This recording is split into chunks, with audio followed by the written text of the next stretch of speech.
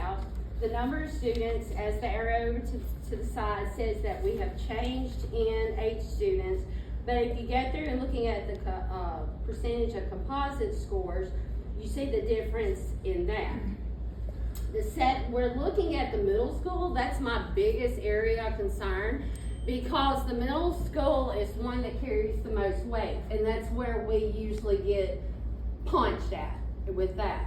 The high school, as you can see, as you go down on our first benchmark, they are a B, and the middle school is a C.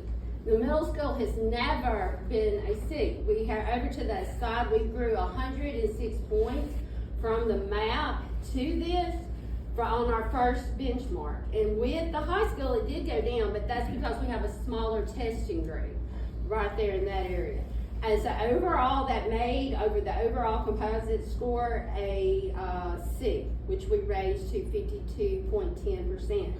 At the bottom, I'm showing you the bank for 24-25 was at 32 and 50, and we have banked 76% and 74% in those two areas. The overall data from this is showing that in the performance, we have like a 91.5 for 25 of passing percent, which that tells me in a classroom that there is ongoing instruction. That means the teachers are teaching and the students are learning with that, because necessarily on a benchmark it doesn't show growth. So you can't really go with that. You have to look at your data, which is showing that 5th and 6th grade ELA growth is consistent with the 7th grade ELA, and that area right there is a whole, I think that's a whole state area. It's kind of like an elementary. In 1st grade, you have the big time benchmark. I mean, the big time curriculum, the standards, the hard part of it. In 2nd grade, they kind of add to it a little bit, but it's not as hard. Then you go to that scholar in 3rd grade. Well, that's kind of what they do with 5th and 6th grade. 5th and 6th grade is going to be your slumping area, because the kids there are changing from their environment to the next environment. The culture changes, the rigor is harder, but yet they hit a slump, and I kind of call that a cognitive slump, where they really do not understand the rigor, and the teachers are harder and they have to adjust to that. That's kind of like we're going from 2nd to 3rd grade to that 3rd grade reading gate. Well, the 7th grade standards are harder. So the 7th and 8th grade are building that, and that's where we've done something a little different. Ms. Gillespie and I, we did this. We pulled the 5th and 6th grade away from the 7th and 8th grade. We kind of have 3 schools going on right now. We have an upper elementary, we have a lower high school, and at the high school it's just, we have the high school, which can function on its own because that's subject area. And in that subject area, you're not doing anything but application there. But in our 7th and 8th grade, we're having to reteach foundational skills. That's kind of like they're still looking at the reading comprehension, they're still looking at the writing standards, and they're having to build on that. So we're really proud with our 7th grade ELA. It says they're improving, but the proficiency, though, is declining. So that's because the rigor is harder. It means that more students are scoring near passing, but not at proficiency. That means they're not mastering those skills. So we're going to have to figure out what that is, but that's going to be statewide. That's going to be most that. With our 8th grade ELA, we rebounded in 24-25. They were a little dip, but the interventions is showing that it's working because they're growing there. And science and biology is strong. They're showing some fluctuation in the proficiency, but it's still strong. English too, we've got to work on the proficiency there, but the passing rate is showing improvements, so that means that they are showing grade. This sheet right here, this is kind of a 3-year thing. We've got 23, 24, 24, 25, and 25, and 26. The green is indicating from last year to this year the grades that we are gaining in the school. And the orange is just showing that the bottom 25 is not growing as much in 1, 2, 3 areas in ELA, and then 2 areas in math. But it's a noticeable improvement with the percent correct and in the passing. The bottom 25 and all of these areas are having massive gain.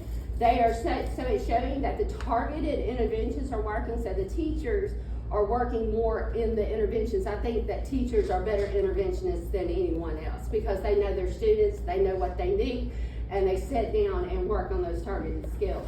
The lower grades are steady, they're steady making progress, and the upper grades are showing targeted growth, where the 5th and 6th are gradual improvement, and the 7th and 8th grade, and especially in Algebra 1, there's rapid growth in these areas. The bottom 25 is showing a dramatic increase, and the proficiency is our challenge. That is why we have the percent correct, percent improvement, but the percent of proficiency is still inconsistent. But 8th grade math and Algebra 1 are our standouts. They are both overall growth with substantial improvements with the struggling students and in proficiency. So with our tier 1, that's kind of like what we're taking, because everybody knows that we were a D. Okay, we were a D, but we were handed basically lower than that. And our teachers worked hard, and they worked extremely hard, and I don't take credit for this right here because this is tier 1 instruction. This is the teacher. The only thing I'm doing is staying in the trenches, making it easier for the teachers to teach and trying to figure out ways for them to grow. And this is just a handout that's mine. I forgot them and left them laying on the desk, but this is just me. I go from my accountability, because that's me, and where do I want to go? Well, we have to take those steps. Well, in my idea, in my brain, which I don't see numbers, but I can see kids. And so with that, I think to myself, what do we need to get where we're going? So I showed the percentage with the ELA, what we did, and then we go over, and I'm like, if we got 30% or greater in these areas, we're headed that way. So in a lot of areas, we got 54%, 61%, 79%, 42%, 92%, and in the other areas, we've got to maintain. This is for my purpose. I don't even show the teachers this. This is for me to show what we're doing for us to get where we're going. As overall, I think that our improvements show with our 106 points gained with 52%, and there are some areas that decreased in the high school, but the middle school is making up for it. We are working on Ms. Doles and Ms. Gillespie. They work on the CCR and the accelerated part of it. We've already implemented, and we implemented that last year. The more points they got recognized for distinguished senior, or they got, the cord was called a beacon cord, meaning that they completed a program, or they scored high on their work keys, so they got an extra cord for that. So that's where Calhoun City High School is at the moment. We're working on tier 1 instruction, and we're implementing more. We're getting less off tier 3, which means individualized efficiency, but we're working more on tier 2, which is in the classroom, and the teachers are heading that up. Okay. Let me ask you this, you're talking about your 4th and 5th grade, the rigor goes up. The 5th and 6th grade. 5th and 6th grade. As it goes up, what about relevance? What are y'all doing to make Small group. Small group work? Small group work. We've implemented, I worked with a teacher the other day. She was having, so I introduced to her fluency. I kind of teach them, like instead of teaching kids, I'm kind of teaching the teacher that we're working on fluency. She's working on a small group. I taught her, we were working on her individualizing small groups, such as these kids are independent. They are working on more rigorous things, the higher group, where she sits and she works with those that need those foundation skills, like I was talking about. We've got to implement, I hate to say that, but we've got to do more foundation skills. That's nobody's fault. That's just where kids are in life, and that's just growing. But we have to introduce the foundation skills and make sure that we're building that. So 5th and 6th grade go to small group.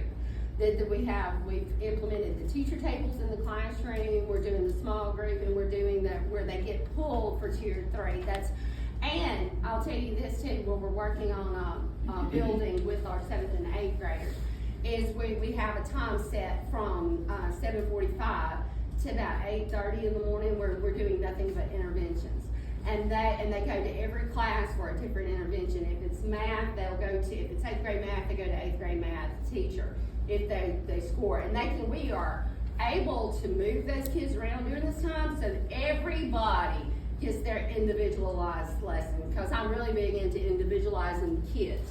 So I individualize where they're at, what they need, and those kid teachers, and that's where we're doing our tier 2 at. So we're doing that, and the 5th and 6th grade do it more in the afternoons, because that grade, they're kind of like elementary kids, they kind of lull out about 2 o'clock. So we take them, they have that time from 2:30 until the time we leave on the buses to do their stuff.